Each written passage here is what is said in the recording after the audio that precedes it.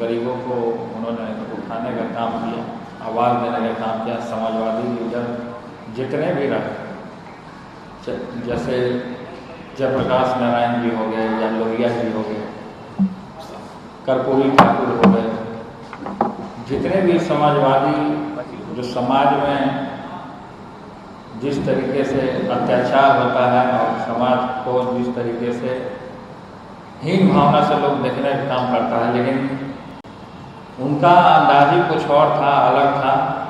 तो हमने दिल्ली से जब उनको ले जाया जा रहा था, उससे पहले तो हम भी थे उसी दौरान, तो हमारे उसी समय हमारे दिमाग में आया कि समाजवादी जितने भी नेता रहे या जिनकी विचारधारा हम लोग से मिलती जुलती है, सामाजिक न्याय का, जो आदरणीय पिताजी का सामाजिक न्याय है, और हमारे पिताजी के बहुत करीबी रहे, हमारे परिवार के भी रहे, तो इसलिए हमने सोचा कि उनका एक तस्वीर जितने भी महागठबंधन के लोग हैं वो अपने अपने कार्यालय में लगाने का काम करें और उनसे हम नौजवान प्रेरणा लेने का काम करें कि हमें भी किस तरीके से काम करना चाहिए, किस तरीके से समाज को लेकर के चलना चाहिए, किस तरीके से समाज के लोगों का और जो आवाज़ है उसको, जनता का जो आवाज़ है उसको हम लोग किस तरीके से सदन तक ले जाना चाहिए।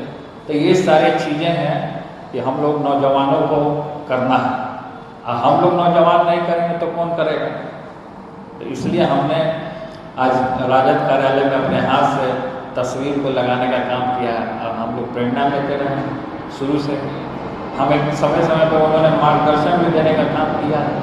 हम जब उनसे मिलते थे तो वो बहुत अच्छे तरीके से हमको अपने जैसे जिस तरीके से पिताजी हमको समझाने का काम करते थे उसी तरीके से वो समझाने का काम करते थे। तो इसलिए हमने जितने भी समाजवादी लीडर हैं उनको हमने आगे लाने का काम।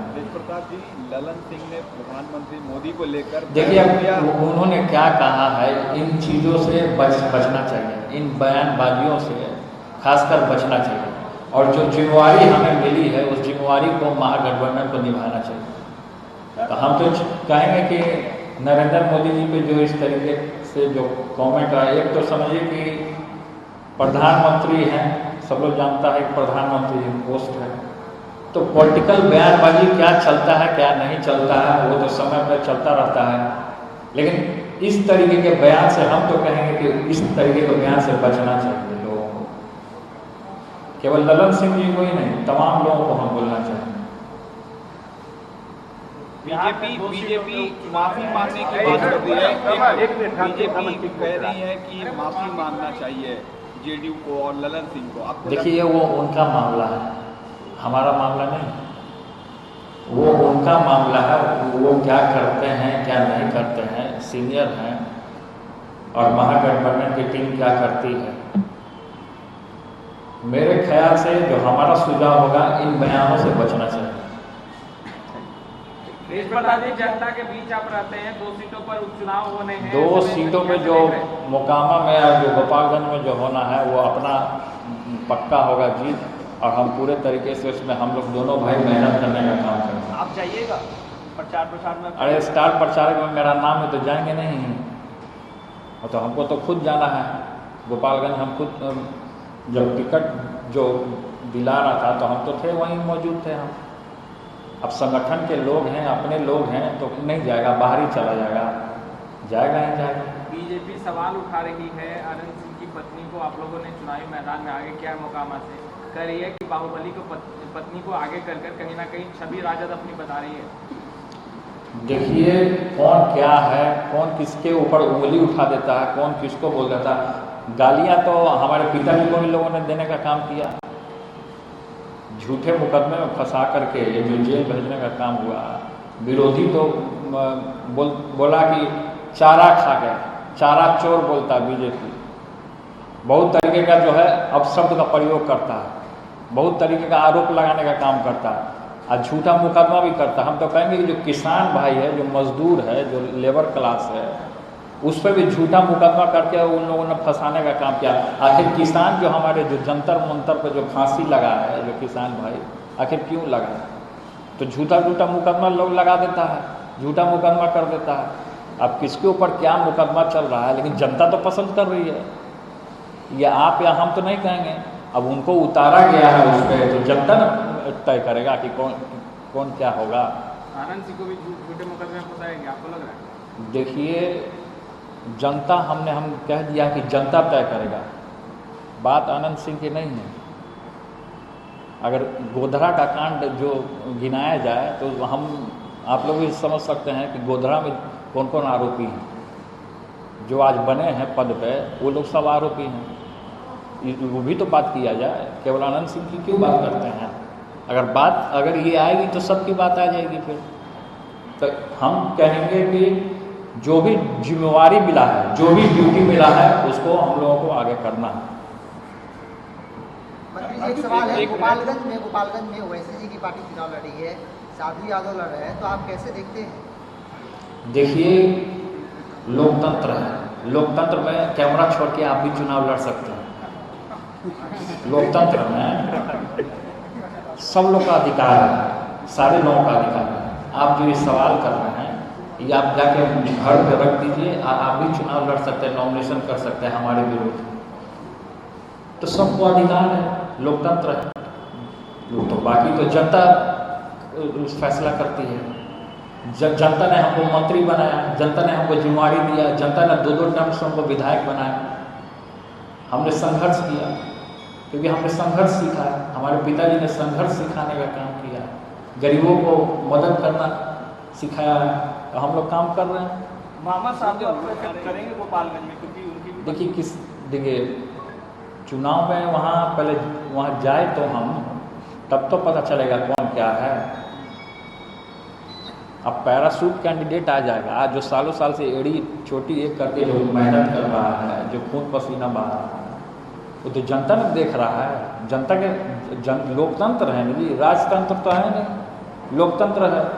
अब लोकतंत्र में तो जनता मालिक होती है। अगर जनता चाहेगी तो आपको जिता देगी, जनता चाहेगी तो हमको जिताएगी, तो लोकतंत्र है। अब तो जब होगा, जब कैंपेन में हम जाएंगे उस समय पता चलेगा।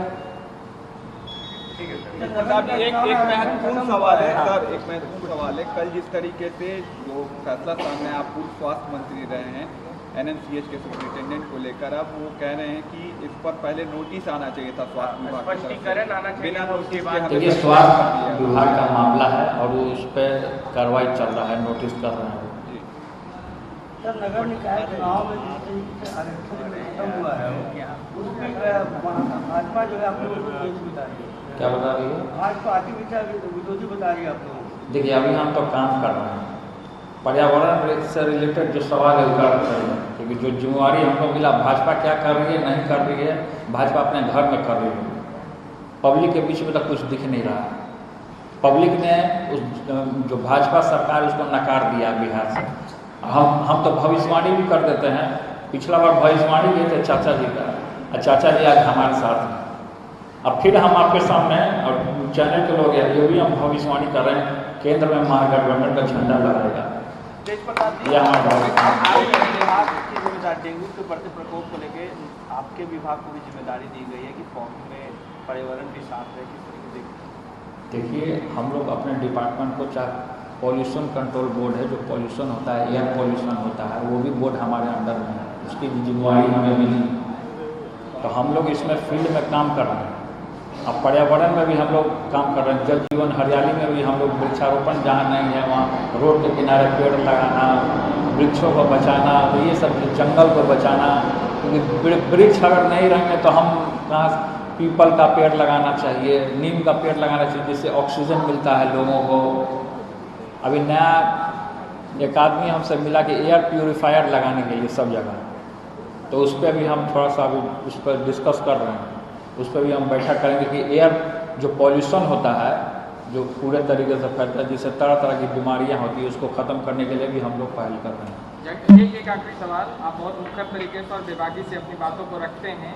जगदानंद सिंह को लेकर के आपका क्या मानना है? जो खबरें चल रही हैं या जो कहा जा रहा है कि नाराज चल रहे हैं, तो क्या सच में जगदानंद सिंह नाराज चल रहे हैं? देखिए, वो जो मामला है वो पिताजी देख रहे हैं, वो क्या है क्या नहीं है जगदानंद सिंह जी का, उससे हमको कोई लेना देना नहीं है। हमें अपना काम करना है। लग रहा है कि वो नाराज आप चाहते हैं कि जगदा बाबू आए फिर से पार्टी कार्यालय? मेरी बात हुई है, बोली तो आपके सामने अभी हम लगा के कॉल करके बात कर लेते एक हैं। बार लगा दिया जाए। हमने बात भी किया है और वो बोले हैं कि हम आएंगे। वो आएंगे 10 दिन के लिए। वो बोले कि हम आपसे छुट्टी नहीं ले सकते। हम बोले हम कौन होते हैं छुट्टी देने वाले। तो वो आएंगे।